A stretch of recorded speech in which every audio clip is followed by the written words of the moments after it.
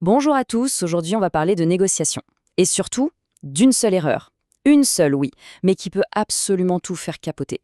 C'est une erreur super fréquente, on la fait souvent sans même s'en rendre compte, et pourtant les conséquences, elles peuvent être terribles. Alors c'est quoi cette fameuse erreur stratégique? On pense tout de suite à un truc compliqué, genre une mauvaise préparation ou peut-être une tactique un peu trop agressive, non? Eh bien en fait, la réponse est beaucoup, beaucoup plus simple et bien plus humaine au fond. C'est tout bête, c'est de sous-estimer la personne en face. Voilà, c'est tout. C'est vraiment le point de départ de quasiment tous les échecs en égo. Un simple petit jugement de travers sur son interlocuteur, et hop, tout le château de cartes s'effondre. Ok, mais comment est-ce possible? Comment une seule erreur comme ça peut mener à un blocage complet? Pour le comprendre, il faut aller voir d'où ça vient, quelles sont les racines du problème et la réaction en chaîne que ça provoque.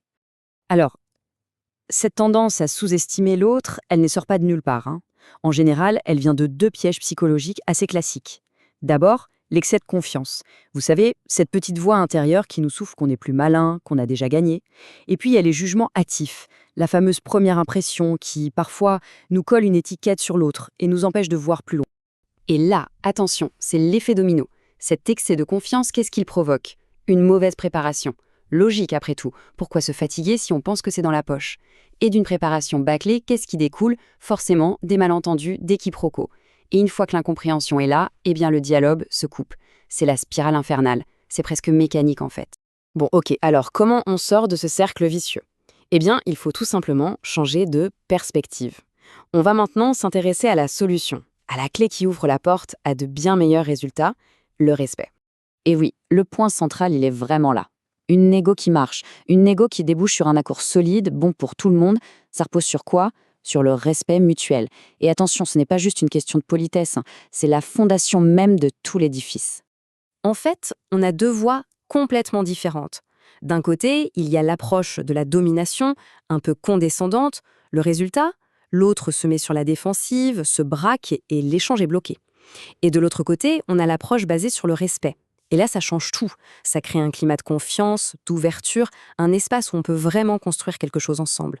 Le choix entre ces deux voies, il conditionne absolument tout le résultat final. Et puis, il faut voir le respect comme une stratégie super intelligente même. Pourquoi? Parce que ça nous force à nous poser une question fondamentale. Quelles sont les forces cachées de la personne en face de moi? Parce que des ressources cachées, il peut y en avoir plein. Une personne qui a l'air un peu effacée peut en réalité avoir une expertise technique incroyable, ou alors une influence énorme dans sa boîte sans que ça se voie. Ou tout simplement, elle a peut-être préparé une stratégie béton et elle attend juste le bon moment pour la sortir. Si on la sous-estime, on passe à côté de tout ça. On devient aveugle. Mais en fait, ça va même plus loin que ça. Il ne s'agit pas juste d'éviter un piège, il s'agit de redéfinir complètement notre idée du pouvoir et du succès dans une négociation. Et ça, c'est vraiment un point essentiel. Reconnaître la valeur de l'autre, ce n'est absolument pas un signe de faiblesse. Bien au contraire. C'est une preuve de lucidité. Ça veut dire qu'on est conscient de ses propres limites. C'est admettre qu'on ne sait pas tout et que l'autre a forcément quelque chose à nous apporter. Du coup, le vrai pouvoir, c'est quoi au juste? Ce n'est pas de dominer l'autre, ce n'est pas de l'écraser, non. Le vrai pouvoir, le pouvoir qui dure, c'est la capacité de vraiment comprendre la personne en face, tout en étant parfaitement au clair avec soi-même, avec ses propres objectifs et ses limites.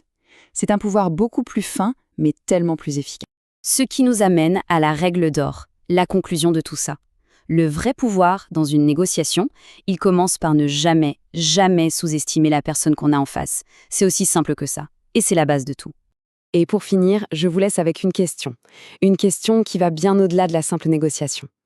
La prochaine personne qu'on va rencontrer, quelles ressources inattendues, quelle expertise, quelle vision du monde se cache peut-être en elle?